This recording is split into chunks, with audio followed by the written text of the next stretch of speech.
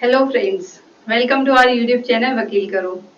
आज शुरुआत करते हैं एक नए टॉपिक के साथ में और समझते हैं कि बेटियों का पैतृक संपत्ति में क्या अधिकार होता है। हमारे इंडिया में बेटियों को प्रॉपर्टी में पहले कोई भी पार्टीशन नहीं दिया जाता था, उन्हें कोई भी अधिकार नहीं था प्रॉपर्टी में। लेकिन अब 2005 में हिंदू सक्सेशन एक्ट में अमेंडमेंट हुआ, जिसके बाद से ही बेटियों का पैतृक संपत्ति में अधिकार उत्पन्न हो गया है। आज मैं आपको इसी के बारे में बताने वाली हूँ और डिस्कस करने वाली हूँ कि कौन सी ऐसी प्रॉपर्टी होती है जिसमें बेटियों को जो है अपने पिता से प्रॉपर्टी में हक मांगने का अधिकार होता है।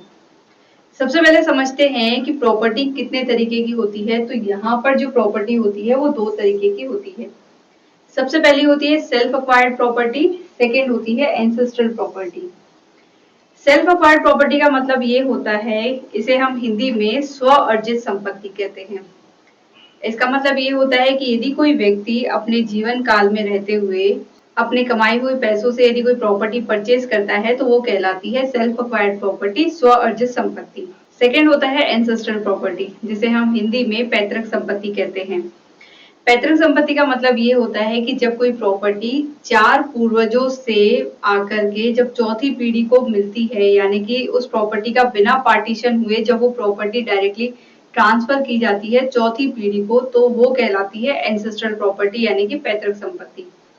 पैतृक संपत्ति में किसी भी व्यक्ति का जो अधिकार होता है वो पैदा होते ही उत्पन्न हो जाता है। यदि मान लो किसी व्यक्ति के संतान उत्पन्न होती है और उसके यदि पैतृक संपत्ति उसके पास में है, तो पैतृक संपत्ति में पैदा होते ही बेटे और बेटी का जो अधिकार होता है वो उत्पन्न हो जाता है। हमारे हिंदू सक्सेशन एक्ट में जब ये बना था 1956 में, तब जो है यहाँ पर बेटियों को पैतृक संपत्ति में कोई भी अधिकार नहीं दिया गया था।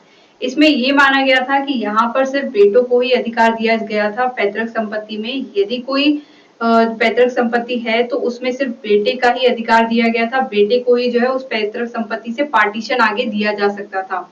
लेकिन यदि उसी के बराबर यदि किसी की बहन है, किसी की बेटी है, तो यहाँ पर उन्हें प्रॉपर्टी में कोई भी अधिकार नहीं दिया गया था, उनका यहाँ पर कोई भी राइट नहीं था। इवन वो चाहे वो किसी भी मुसीबत में होती थी तो भी वो अपने जो पिता से है वो पैतृक संपत्ति में से हिस्सा नहीं मांग सकती थी। तो ऑनरेबल सुप्रीम कोर्ट ने भी ये कहा कि once a daughter always a daughter. यदि यहाँ पर एक बार बेटी सदैव बेटी होती है, तो यहाँ पर बेटियों को पैतृक संपत्ति में हिस्से से क्यों वंचित रखा गया है। और यहाँ पर ये जो राइट टू इक्वलिटी की हम बात करते हैं कि लड़के और लड़की को यहाँ पर समानता का अधिकार है, किसी में भी भेदभाव नहीं किया जाएगा। लेकिन जब हम इस एक्ट की बात करें, ये जो हिंदू सक्सेशन एक्ट था 1956, इसमें यहाँ पर जो है भेदभाव किया गया था। जब मैं बात करूं बेटे की, तो बेटे को यहाँ पर पैतृक संपत्ति में अधिकार दिया गया था, वो पैतृक संपत्ति में उसको हिस्सा मिलता था। लेकिन इसी तरफ यदि मैं दूसरी और बात करूं किसी बेटी की, तो यहाँ पर पैतृक संपत्ति में बेटियों को कोई भी अधिकार नहीं दिया गया था। लेकिन 2005 में इस हिंदू सक्सेशन एक्ट में जो है वो अमेंडमेंट हुआ, जिस अमेंडमेंट के बाद में ये कहा गया कि बेटियों को भी पैतृक संपत्ति में अधिकार दिया जाएगा और उनका ये पूरा राइट बनता है कि वो पैतृक संपत्ति में अपने पिता से जो है अधिकार मांग सकती है, पार्टीशन मांग सकती है। मैंने पहले आपको बताया था कि जो प्रॉपर्टी होती है वो दो तरीके की होती है। पहली होती है सेल्फ अक्वायर्ड प्रॉपर्टी, सेकेंड होती है एंसेस्ट्रल प्रॉपर्टी। जो सेल्फ अक्वायर्ड प्रॉपर्टी होती है उसमें जो बेटी हो चाहे बेटे हो, उसका जो हक होता है वो थोड़ा कमजोर होता है, क्योंकि यहाँ पर जो प्रॉपर्टी होती है वो किसी व्यक्ति की सेल्फ अक्वायर्ड प्रॉपर्टी होती है, यानी कि खुद की कमाई हुई संपत्ति होती है। तो यहाँ पर उस व्यक्ति का इंडिविजुअल राइट होता है कि वो किसी अपने बेटे को दे या फिर बेटी को दे या फिर किसी को भी नहीं दे। ये यहाँ पर उसका इंडिविजुअल राइट होता है, ये उसका जो है पूर्ण अधिकार होता है डिसाइड करने का कि वो प्रॉपर्टी दे या ना दे। लेकिन इसी की तरफ यदि मैं दूसरी ओर बात करूं एंसेस्ट्रल प्रॉपर्टी में, तो एंसेस्ट्रल प्रॉपर्टी में यहाँ पर बाउंडेशन होती है। यहाँ पर जिसके पास में एंसेस्ट्रल प्रॉपर्टी होती है, यदि उसकी संतान है, चाहे वो एक संतान हो, चाहे दो संतान हो, चाहे चार संतानें हो, यहाँ पर सभी का इक्वल राइट होता है उस प्रॉपर्टी में, एंसेस्ट्रल प्रॉपर्टी में, पैतृक संपत्ति में। लेकिन सेल्फ अक्वायर्ड प्रॉपर्टी में ये कंडीशन लागू नहीं होती है, एंसेस्ट्रल प्रॉपर्टी में ये कंडीशन लागू होती है। 1956 में जब ये कानून बना था, 1956 से लेकर के 2005 तक इस एंसेस्ट्रल प्रॉपर्टी में बेटियों का हक नहीं था। 2005 के बाद में जब अमेंडमेंट हुआ, इसके बाद में यहाँ पर बेटियों का एंसेस्ट्रल प्रॉपर्टी में हक दिया गया और ये यहाँ पर बेटियां जो है वो स्वतंत्र होती हैं अपने पिता से जो है पैतृक संपत्ति में हिस्सा मांगने में।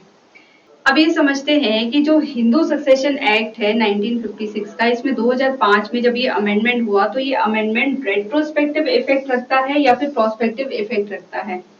रेट्रोस्पेक्टिव इफेक्ट को हम हिंदी में भूतलक्षी प्रभाव कहते हैं और प्रोस्पेक्टिव इफेक्ट को हम भविष्यलक्षी प्रभाव कहते हैं। ये जो हिंदू सक्सेशन एक्ट है जो 2005 का अमेंडमेंट है, ये रेट्रोस्पेक्टिव प्रभाव रखता है यानी कि भूतलक्षी प्रभाव रखता है। इसको एक एग्जाम्पल से समझते हैं कि यदि कोई प्रॉपर्टी है जो कि पैतृक संपत्ति है और जिसका बंटवारा 2005 से पहले नहीं हुआ है, 2005 से पहले ऐसी प्रॉपर्टी पैतृक है जिसका बंटवारा नहीं हुआ, तो उस स्थिति में यदि 2005 के बाद में उस प्रॉपर्टी का बंटवारा किया जाता है तो उसमें यहाँ पर बेटियों को भी हक दिया जाएगा। यानी कि यदि किसी व्यक्ति के 2 संतान है, एक लड़का है एक लड़की है, तो यहाँ पर पैतृक संपत्ति में दोनों को बराबरी का हिस्सा दिया जाएगा क्योंकि ये भूतलक्षी प्रभाव रखता है। इसका एक और सेकेंड एग्जाम्पल देती हूँ कि यदि कोई पैतृक संपत्ति है और वो 2005 से पहले की पैतृक संपत्ति है और उसका पार्टीशन हो चुका है, उस पार्टीशन क्योंकि 2005 से पहले ये अमेंडमेंट 2005 से पहले ये प्रोविजन नहीं था कि यहाँ पर बेटियों को पैतृक संपत्ति में अधिकार दिया जाए, तो जाहिर सी बात है उस प्रॉपर्टी में बेटियों को हिस्सा नहीं दिया गया। जैसे पहले वाला एग्जांपल समझते हैं कि जहाँ पर 2 बच्चे हैं उसके, एक लड़का और एक लड़की, तो वहां पर जो प्रॉपर्टी थी पूरी की पूरी पैतृक संपत्ति वो बेटे को ही ट्रांसफर कर दी गई। तो अब यहाँ पर बेटी 2005 के बाद में, इस अमेंडमेंट के बाद में ये नहीं कह सकती है कि ये जो प्रॉपर्टी थी ये पैतृक संपत्ति थी तो मुझे भी इसमें हक दिया जाए। यहाँ पर बेटियों को हक नहीं दिया जा सकता है यदि कोई प्रॉपर्टी जिसका बंटवारा 2005 से पहले हो चुका है। लेकिन 2005 के बाद में यदि किसी पैतृक संपत्ति का बंटवारा होता है तो यहाँ पर बेटियों को पूरा राइट दिया गया है कि वो जो है उस प्रॉपर्टी से अपना हिस्सा मांग सकती हैं। ये जो अमेंडमेंट है ये रेट्रोस्पेक्टिव इफेक्ट रखता है यानी कि भूतलक्षी प्रभाव रखता है, ये भविष्यलक्षी प्रभाव नहीं रखता है। तो आज मैंने आपको इस वीडियो में बताया कि यदि कोई पैतृक संपत्ति है तो उसमें बेटियों को कितना हक दिया जा सकता है, उसमें बेटियों का क्या हक होता है। मैं उम्मीद करती हूँ कि मेरे द्वारा दी गई इन्फॉर्मेशन आपके लिए यूजफुल रही होगी और आप प्लीज लाइक करें, शेयर करें एंड साथ ही साथ सब्सक्राइब करें हमारे यूट्यूब चैनल वकील करो को। Thank you.